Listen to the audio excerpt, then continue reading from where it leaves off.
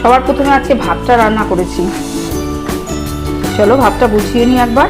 এই ভাতের মধ্যে একটু উচ্ছে আর আলু দিয়ে দিলাম। এবার দেবো আলু ভাজা।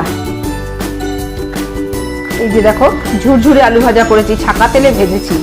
তারপরে আছে মুগ ডাল, লাউ দিয়ে মুগ ডাল করেছি।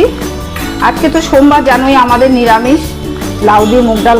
এবার আছে ডাল, আছে দেখো খুব সুন্দর তরকারি রান্না করেছি আজকে নিরামিষের জন্য। ইঁচড় দিয়ে, পটল দিয়ে, পটল পনির, আর সুন্দর হয় না তরকারিটা, খেতে ভীষণ ভালো লাগে।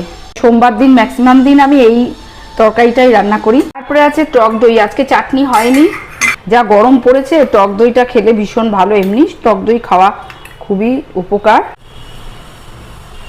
চলো আজকে খুব সাদামাটা রান্না করেছি। লাস্টে আছে 1 গ্লাস জল। বন্ধুরা আজকে থালিটা কেমন লাগলো? ভালো লাগলে সাবস্ক্রাইব করে দিও একটা। টাটা। লাইক করতে ভুলো না, কমেন্ট করবে থালিটা কেমন লাগলো।